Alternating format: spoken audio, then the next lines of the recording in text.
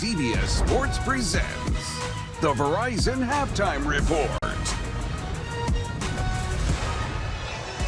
Jarrett Stidham and the Broncos mostly did the right things early, controlling the clock, making the smart play, and finding the end zone. But one costly mistake from Stidham led to a Patriots answer, and the things are all knotted at the half at 7. Welcome back to Empower Field at Mile High in the Verizon Halftime Report, the best 5G network in America. There's only one best. JB along with Coach Nate, Kirk, and Kyle. Let's take a look at the player breakdown.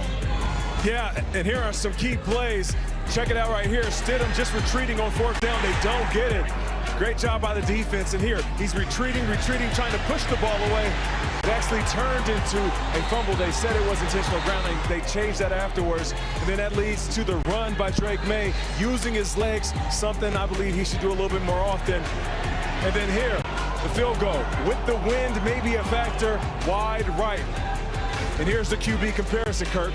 Yes, really, Christian Gonzalez and Hawkins, the safety, were not on the same page here. Gonzalez playing outside leverage. Hawkins' eyes are looking for the crosser. Gonzalez doesn't seem all that concerned about letting the post route go. Great throw by Jarrett Stidham, great catch. That was really the most offense we saw from either team in the entire first half. And then the design play action rollout was, well, great play design by Sean Payton. Safety's eyes get in the backfield. Easy touchdown for Cortland Sutton.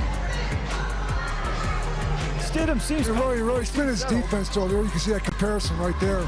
And again, Stidham looks much more comfortable than Drake May, because Drake May's been under siege with this defense. He took the one shot down the field at Booty.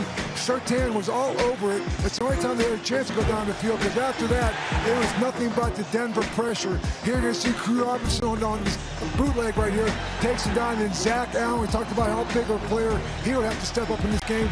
He tries to step up, and he's right there. 3 sacks in the first half for the Denver Broncos, and again, total yards 72, and only 3 of 8 on third down. It's very right now in the second half.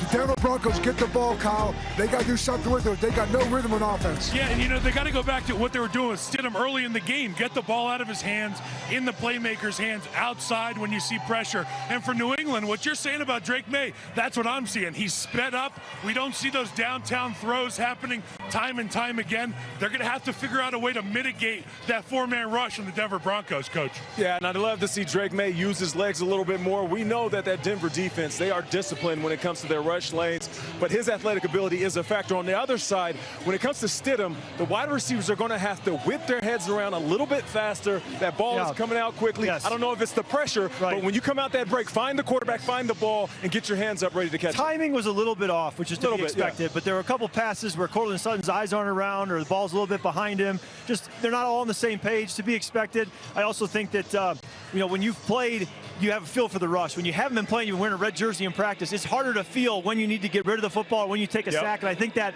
fumble kind of led to that. So the second half, New England's going to get the ball here. I say get back to the running game. That's what you do best. And you got to stay with the attempts. The yards will come. That will also set up the play-action game. You think like that. And for Stidham, I would even go back to Denver. Get back to running the football. And we talked about in the first half. Points are at a premium. You get a chance to take a field goal, you take it. And I think New England, to your point, they have to find a way to build confidence for that front 5 offensive lineman. If they don't, it's going to be uphill sledding all day for Drake May in this offense. Yeah, and remember, live to play another down. Throw the ball away. You talk about it all the time, Kirk. Understanding that flipping the field, playing the field position game is okay. It's a defensive struggle, and we got a whole half. There's a lot of football left. You saw how many possession changes happened in the last 1 minute. So the wind is coming. It's getting colder. It's getting harder to throw the ball and kick the ball. Oh, it's cold to you right now? Wind's picking up. Snow's starting to fall. It's fun to you. And that player breakdown was brought to you by Verizon. And the Verizon Halftime Report will continue after these messages. CBS Sports presents the Verizon Halftime Report. Verizon, the best 5G network in America. There's only one best.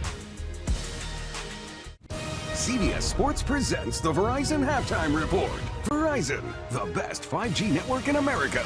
There's only one best.